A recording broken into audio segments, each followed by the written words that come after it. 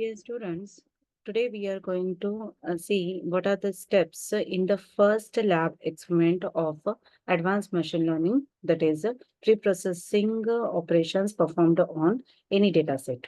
Now, all of you have already learned what do you mean by pre-processing in AML AI while you were working on data set. Now, for AML also, all the operations are performed on data set. That's why you should know what are the pre-processing operation we need to apply on any data set. Hence, this is the just like a revised lab experiment that you have learned already in previous semesters. Okay. Now, first of all, let me tell you what do you mean by pre-processing? Why we are doing the data pre-processing? All of you know that the data set that we get from internet, that may be a Kaggle data set, or you might have got some real-time data set. Now, it may contain noise, it may have some outliers, it may have some information missing. It may contain some null values. Some columns may be unwanted. We don't want those columns. We want to add a new column. So these all operations will come in data preprocessing. Okay. So to execute this one, at least two libraries you need. The first one is NumPy to perform the basic algebraic operations on your data set, like finding the mean, median, means for all the statistical operations. So you need NumPy package. Okay. And the next one is I want to read my data set. So for that purpose, I'm using the read CSV function. So that function is present in which package? That is what the pandas. It is present in pandas library. So these are the two basic packages you generally import for every lab experiment. So just remember that it is just like your hash include stdr.h in C program, or import java.r.star in your Java program. Okay, so these are the two basic commands that you should use in every lab experiment. Now, we want the input as our data set. So data set we are going to read using read CSV method. Now my data set, that is the .csv, that is available in download folder. Now, how we can get the path of it? Now listen students, when you are executing your programs on Google Colab, then simply you will load your dataset file and you will write down just read CSV without giving the whole path for your so you need not give whole path of your CSV file. Simply you will say read CSV and whatever is the name of your CSV file that you are giving. But remember that in lab internal we are giving you Jupyter platform. So in Jupyter platform you should provide a full file name path. Okay, for your read CSV as argument. So how you are going to get the path of your CSV is here in my laptop. I have stored my dataset in downloads. So here I will see where is my that Weinberg dataset. Okay. So here is that dataset. Then how I will get the path of it? I will go to the properties and here is the path available. So I will copy that path and give in my CSV. But there in download, I have used only single backslash. But here to execute your read CSV command, you should give double backslash. Okay, the backslash should be two backslashes should be provided. Or another option to this one is a single forward slash. Okay, either use two backslashes or single forward slash. So these are some basic mistakes that the students will do, and they will say that I'm not able to load my data set. So just remember how you should give path name of your data set as an argument to read CSV. Okay. Now, when I read CSV file, then it will be available in a data frame. Now I'm storing it in a data frame named as a wine underscore df. Now just I want to check whether my data set is loaded perfectly in data frame or not. So simply you will give a head command, and here even you can see what are the columns available in your data set. So these are all the columns available in my data set, and the first 5 rows of my data set will be loaded here.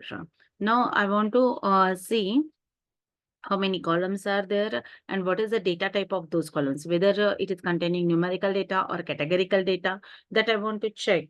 So that I can see using info command. Okay. Now, I want to get some statistical information. So its summary I can obtain using describe method. Okay. Now, listen, the statistical operations will be performed only on numerical data. So here the numerical data available is only point and price, that we can see that only the point and price are of the data type integer and float.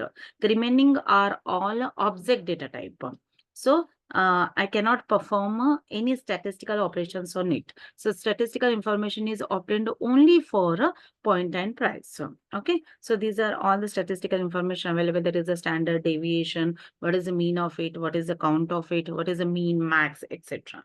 Okay. Now, you can locate a particular number of rows of any particular column. So, I want to locate row number from 2 to 10 of columns, country and variety. So, it is possible using LOC, locate method. Okay. So, here you will get the rows of country and variety column from row number 2 to 10. Now, I want to get data of one particular column. Then in that case, on my data frame, I should use a square bracket. Again, on my data frame, I should take that column name as an index of my data frame. So I want data from which column? Country. But what should be the value of that country? US. So that I'm specifying here, and whatever is data belonging to US country, that is captured in a variable US wines, and that you can see here. Okay, so here I will get all the data from country US. Now I want to filter my data. Okay. In above example, I have filtered data based on the country name. Now here I want to filter data based on the points.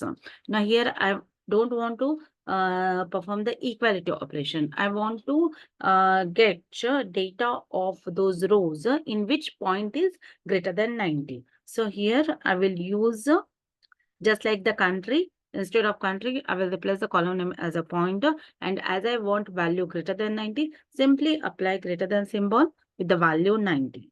Okay. So like that, you will get data filtered for rows which are containing point value greater than 90.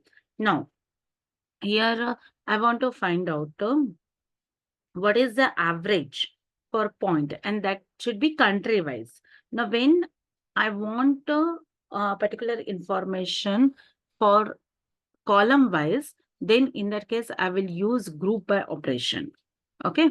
And here I want the average. Now for average in Python, you have to use which method? Mean method. But I want the average of whom? Points. Hence that points should be used as an index once a group by is applied, and then you will get average of points grouped by country. Okay, means for each country, what is the average points you have, that you will get changed. So here you can see all the country names and what is the average for its point that is given. Okay. So like this, any number of operation you can perform. Now, for your lab internal exam, I will specify what pre-processing operations you have to perform. Means read a data set, remove null values, or replace missing values, add column, remove column, like that. Okay, so I will give specific operation that you have to perform. So you should know the command for that specific operation. Okay, now here particular column I don't want, that is the region 2. So simply I will use which command? Drop to command. Okay, now axis is equal to 1 means what? I'm dropping a column, not a row. Okay, now here the next one, whatever are the missing values, those values I want to replace with the mean values. So first I should get the mean of price. Then to replace the missing values, which method I have to use? Fill any method. Okay, fill any. Then this fill any should be filled by mean price. How I obtain the mean price? By taking the mean on price. Okay.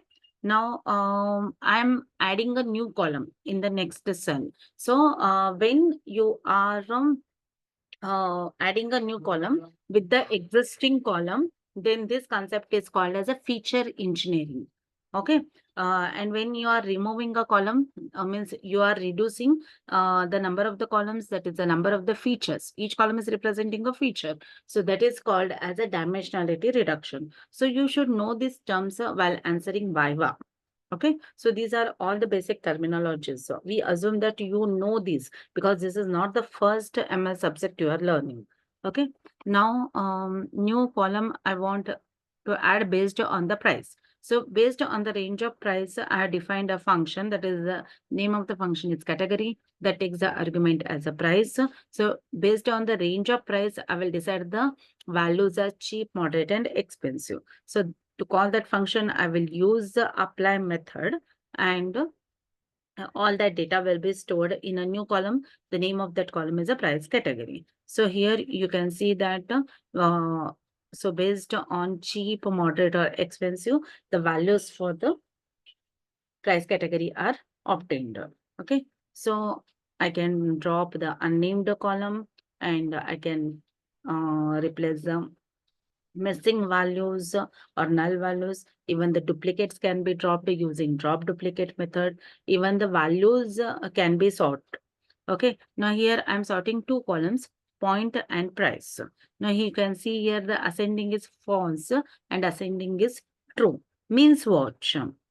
Ascending is false means point should be sorted in descending order, while price should be sorted in ascending order. Okay, like that. Then again, I'm grouping country wise and point, but here I'm taking the aggregate of count, mean, and max. Okay, now here I'm adding a new column, that is a USD to euro, means by multiplying it by 0.84, means a new value, that is whatever is the available price. I want to see that in euro currency. So this function I can use. So these are some basic operations that you can perform on your data set. So this is all the basic that you should know before actually developing any model in your machine learning using any machine learning algorithm. So in exam, be prepared for whatever operation specified in question that you should be able to perform. Okay, that's it for lab 1. Thank you.